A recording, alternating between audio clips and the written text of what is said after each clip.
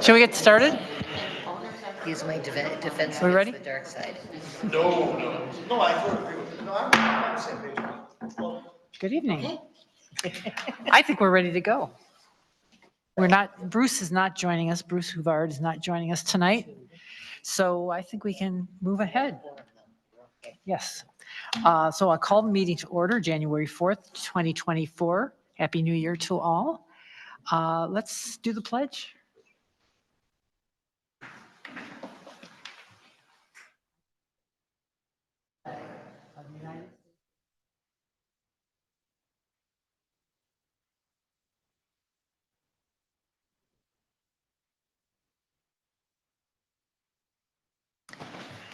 Vivian, can we have a roll call, please?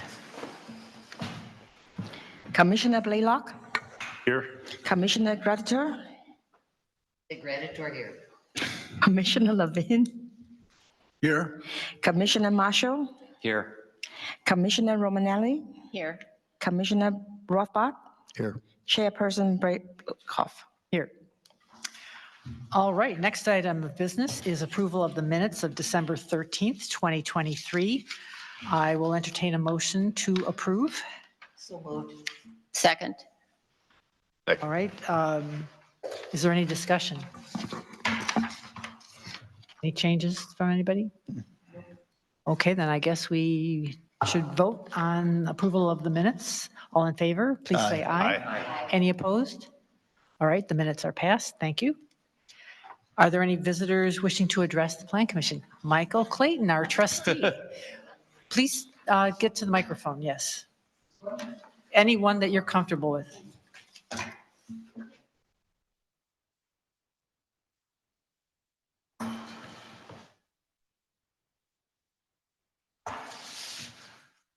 What I'm here to ask you is I have it on. Yeah, better? Good. I was on the other side of that, so, yeah. Yeah, thank you. To reconsider the minimum rental length that was part of the short-term rental ordinance. Since I personally voted in favor of the ordinance as it stood, since then, we've had some resident feedback. At least 2 residents have come to the Board of Trustees asking for reconsideration of that, and I've had a couple people approach me, some on the other side wanting to do some short-term rentals. And knowing that we need kind of a well-founded reason for limiting someone's use of their property, I went through the minutes. The board discussed that over 3 meetings, May through July, put a lot of work into the short-term rental situation. And there was a lot of fact-based considerations that came out of the meetings, things with regard to requiring registrations, requiring inspections and safety requirements, requiring, I think it's 120-day owner occupation, or I don't recall exactly. There was a lot of talk from Commissioner Gratitor about ancillary structures in the minutes, the maximum amount of days rented per year, a ban on very short-term rentals, 1 to 3 days, and neighbor notification. But unfortunately, there wasn't a lot in the minutes or no regarding the length, the minimum length, rental length. And there was no testimony from potential short-term owners at the public hearing. I don't even know if anybody attended the public hearing, but it would have been good to have some feedback from residents. Maybe now that we've changed our communication methods, we'll be able to solicit more comment. But looking at the minutes from the 3 meetings, at the May meeting, Commissioner Rothbard commented that 3 to 4 days would be good. Commissioner Blaylock agreed that a 4-day minimum stay would be fine. Later on, Trustee Hollander suggested a minimum rental period such as 7 to 14 days. And then the first mention that we had at the June meeting was from Commissioner Levin, who commented that the commission needs to determine what outcome is desired from the short-term rental ordinance. Do we want to encourage or discourage short-term rentals? To me, that's kind of a policy question rather than a fact-finding question. But the next time that it popped up was when you considered the ordinance in July, and then out of the blue, it became 4 weeks. And which didn't seem to be in tune with your previous deliberations. And there didn't seem to be any evidentiary foundation for the 4 weeks. So I'm kind of asking that if the Plan Commission would reconsider making it more of a 1 week minimum rather than a 4 week minimum, which I think would satisfy the constituents who have talked with me. That's it. Thank you. Thank you. We'll talk to Bruce about maybe putting it back on the agenda for further discussion and see what he says and what we say, now that we know that some of the residents have come forward. So thank you very much. Any other visitors? I don't see anybody else. Blank chairs. No new business, so we are going to old business, which is a continued discussion of the sub-area plan amendment to the comprehensive plan for the Walter Kluwer site, and also the discussion of planned unit development. And Steve, I think you have some information for us today. Yes, I do. Thank you, Chair. I found out this afternoon that Attorney Hoover is not available to meet with us tonight due to a family emergency, so I apologize that this discussion is not as well prepared as Attorney Hoover would have certainly led. He did provide a memo providing some background in the information that he was going to cover tonight, and that was included within the packets. I will walk us through what will be a high-level discussion of the current plan development ordinance with some background on how it was developed, along with discussion on what we could look toward in crafting an upcoming ordinance for project sites such as, but not limited to, Federal Life and Walters Kluwer. Plan developments are a means of land regulation that dates back to the mid-1920s. They actually promote innovative, or should be promoting innovative and creative design, along with a sensitivity to the environment such as greater open space and stormwater management. They allow for regulators to approve projects that might not otherwise be permitted through a strict enforcement of zoning district requirements.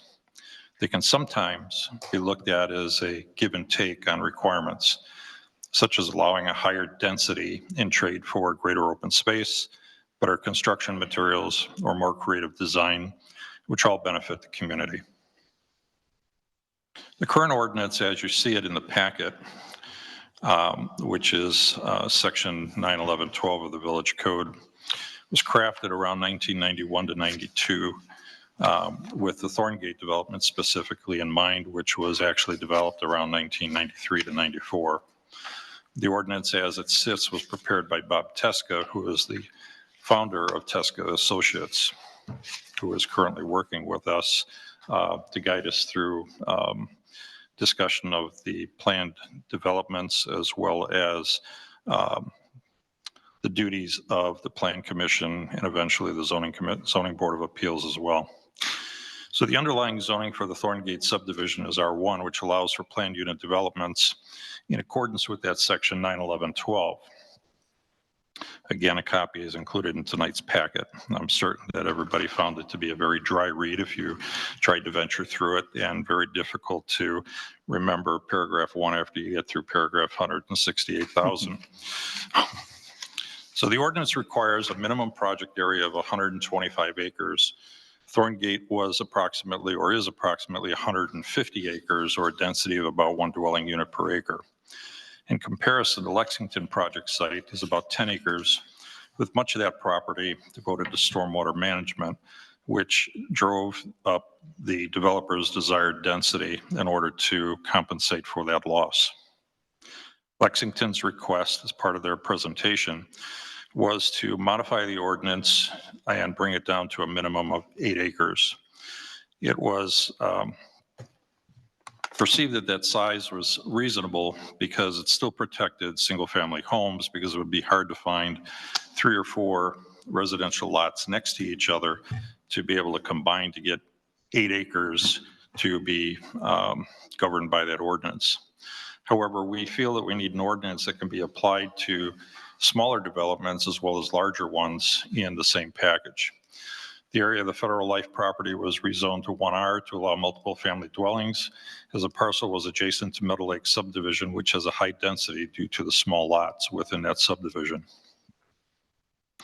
The ordinance started with a density of 1 acre or 1 unit per acre, which is very typical for many home sites within Riverwoods.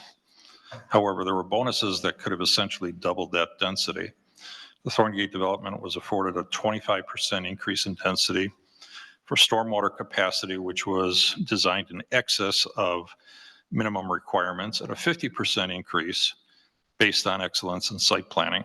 So the number of allowable homes through the ordinance was increased from 149 to 289 as a result of those bonuses. As part of the plan development process, the village board has the obligation to establish findings of fact, as well as the plan commission, or reasons to approve the modifications to the zoning requirements.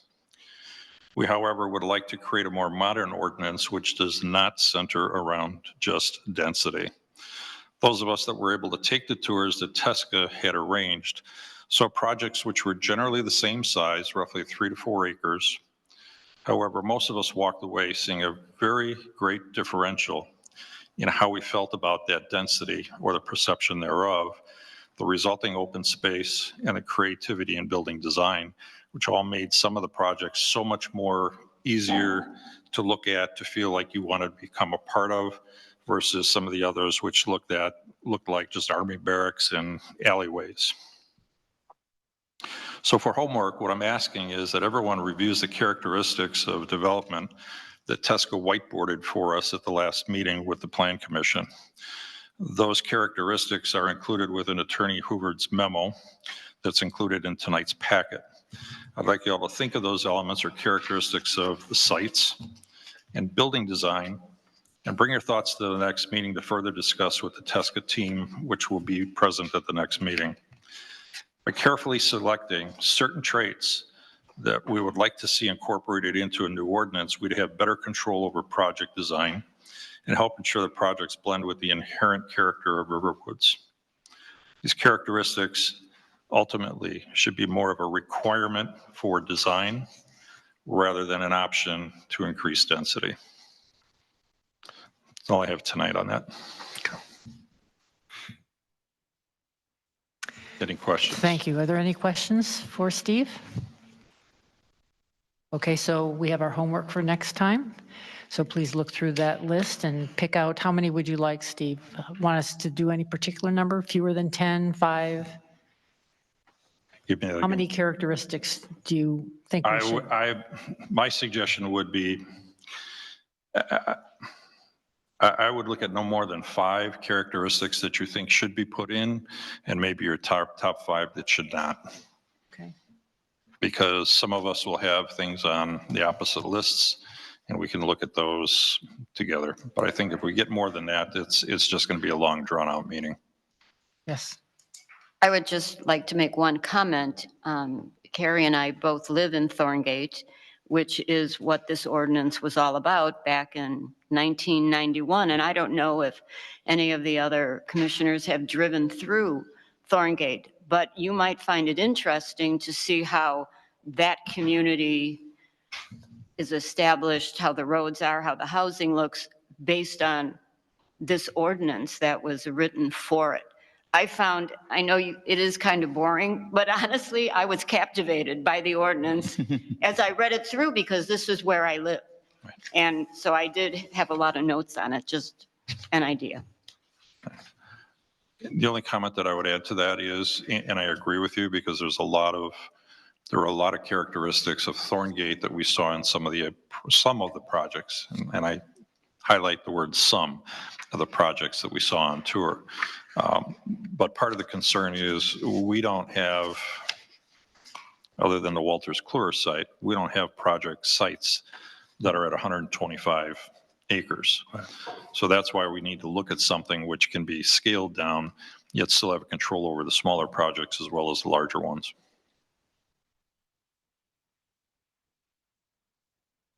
Thank you. Any other questions or comments?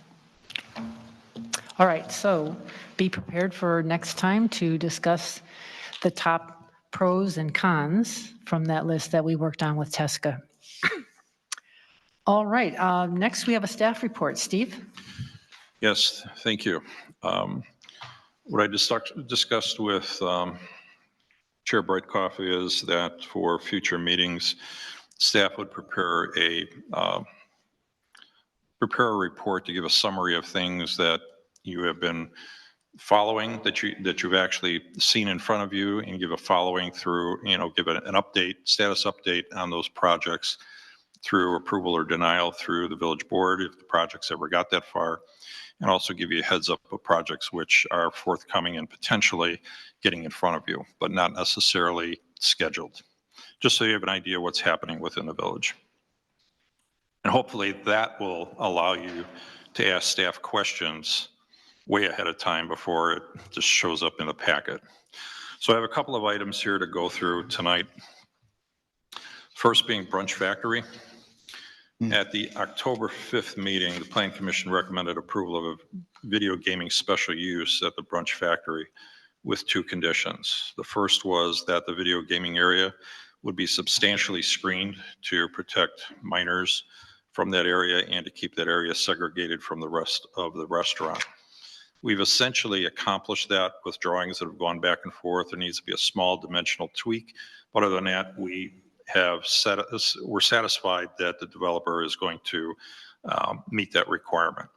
The second was that the applicant provide an updated parking plan so the village board can consider the parking aspects of the entire site during its deliberation of the case.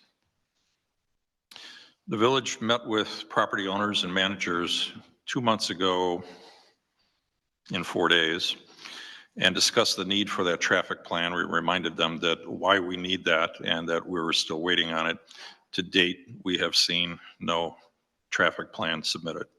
So that's just sitting in space at the moment.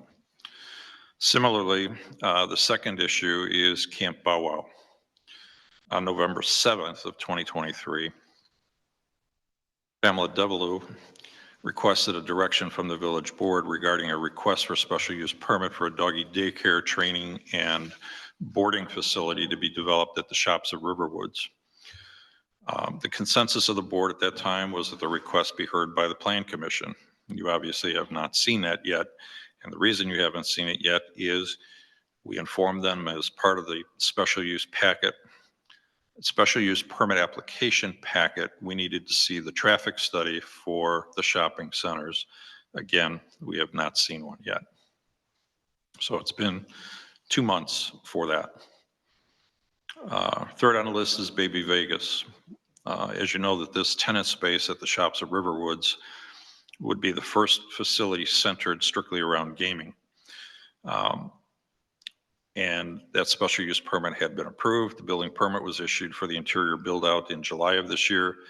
To date, there has been very little construction activity at this site, limited to some demo work that occurred, some metal studs that went up for the demising wall, and supposedly some underground plumbing work, which I have yet to be allowed to get into the building to inspect. So that project is moving like slower than snails. The next one is the property located at 2611 Milwaukee Avenue. This is the open property near the Extra Space Storage Facility. We've been approached by a realtor who has a client that desires to develop, quote, a facility to provide products and services in the area of self-care focused on nutrition, activity, and wisdom sharing. Trying to figure out what that means. However, they explain it this way. Essentially, they want to grow food locally. They want to offer activities such as yoga, and they want to foster interaction between generations by combining adult and child daycare, all on the same site. We've yet to meet with the developer, so there'll be more to come at a later date on that particular project. Yes. The next one, which I think you'll see sooner than later, is we've been having an ongoing discussion by the resident that owns two properties, one located at 3200 Orange Brace Road, and I think it's 567 Juneberry Road. It's the property north of the site on Orange Brace, right at the corner. They want to combine those two properties and then subdivide it into 3 properties so they can build an additional home. They will have ultimately adequate lot area as well as street frontage. So from a zoning perspective, it can occur, but it still has to go through the process and review by the Plan Commission. I'm going to switch to the next 2. Home rentals, with all due respect. Topic continues to be at the forefront of building department activity. And based on discussion at the village board meeting this past week, it appears to me that the board is not immediately interested in revisiting that stay requirement of 4 weeks. However, Member Romanelli has since that meeting informed staff of some language within the homeowners association's bylaws with regard to length of term for home rentals within the Thorngate subdivision. And I would ask Member Romanelli if you could explain that, because you'll do better than myself. Certainly. The declaration for Thorngate, when it relates to leasing of homes, requires a 6-month minimum. And that is something that has been in existence, and everyone has been cooperating with that from the beginning of Thorngate being built. My time on the board, part of what I do is visit with new owners to talk to them about living in Thorngate and some of the regulations, in particular that which is in the declaration, which, being a legal recorded document, the board of directors cannot change. So that 6-month lease minimum requirement, all 305 owners have to adhere to this. 2 a 1, every person I have explained this to has been thrilled to hear that the shortest term in Thorngate is 6 months. We don't have any problems with Airbnb or for rent by owner because of that stipulation. And I did think about that after attending the January 2nd Board of Trustee meeting, and I wish I had made those comments at the end of the meeting, but I thought about it later. Just thought this might be something that the Board of Trustees and the Plan Commission might want to be aware of, that maybe a third of the homes in Riverwoods already have a very restrictive short-term lease arrangement because of the declaration. And the only way to change that would be 2/3 of the homeowners to petition, to bring that to a vote of the homeowners. And if 2/3 approve that, it could be changed. Thank you for that. All right, the last item that I've got on this list is the Walters Kluwer site. Attorney Hoover indicated to me earlier today, actually it's not Walters Kluwer, my apologies, Federal Life, the Federal Life site.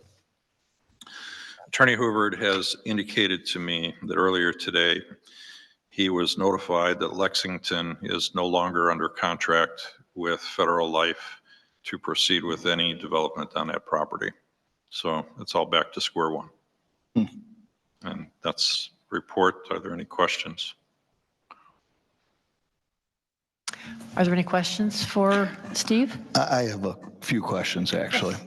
So you were mentioning with Brunch Factory, there's a traffic study or what about the parking and everything. Who was responsible for that? Like you said, it hasn't moved forward. Who was responsible for that again? Property owners.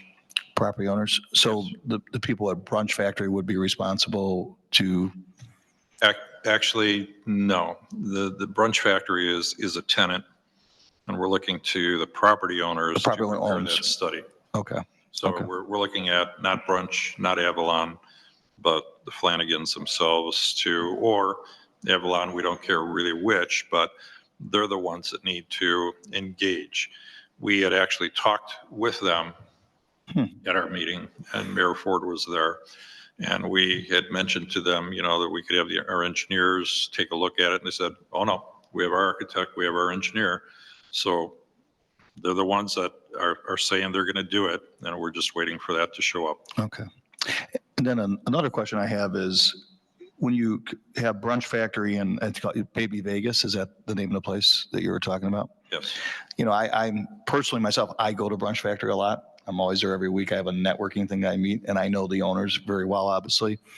And I know as an establishment, they've done an amazing job of that restaurant. They really have. They brought a lot of people, which is great. I really like the place a lot.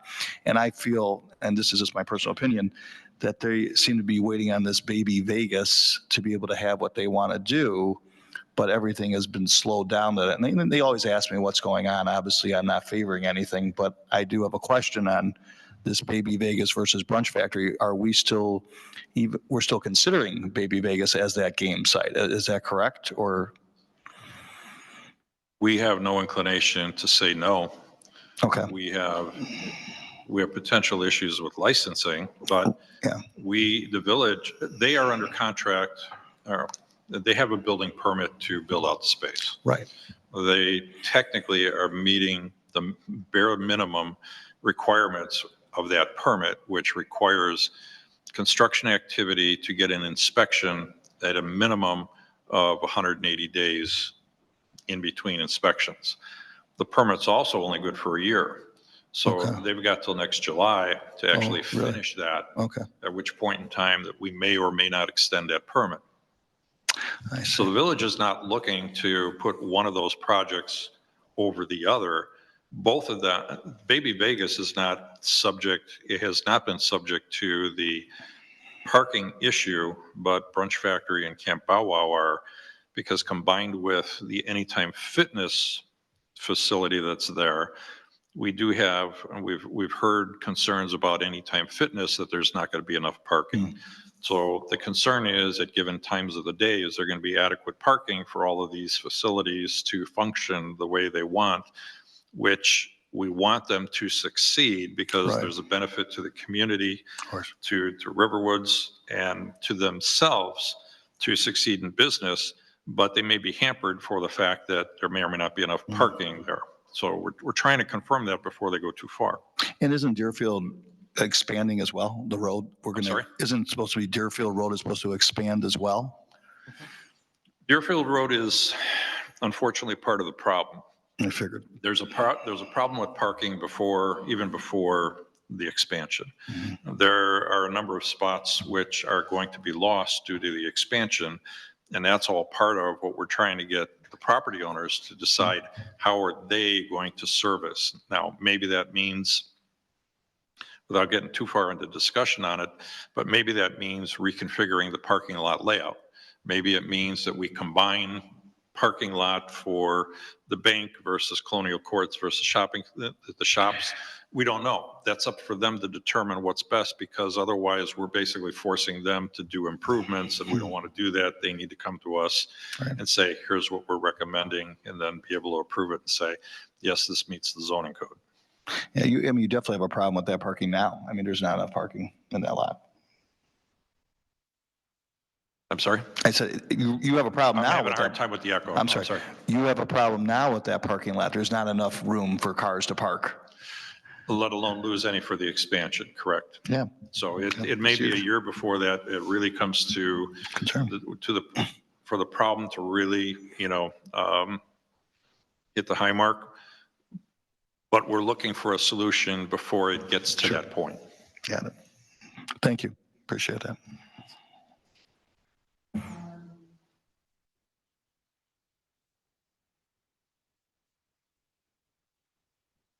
Just out of curiosity, what happens if the Flanagans don't come up with a traffic report? I think we've been behind the Flanagans waiting for things before. So what happens? Can they then hold up all of these projects?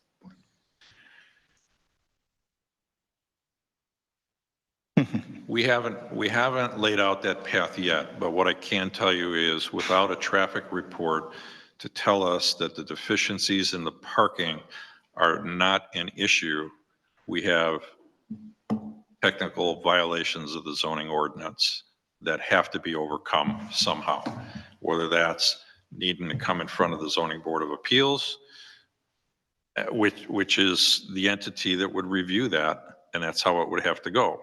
Other than that, we have to wait for this report to come through. If the report came through and said, you know what, based on engineering of, traffic industry studies, that this is not an issue, we could live with that. But the problem that we have is we may resolve that issue today, but it may also constrain shops and colonial courts as far as what type of businesses they can approve to go back in after that report is done. So this is just creating a bar that may or may not be high enough.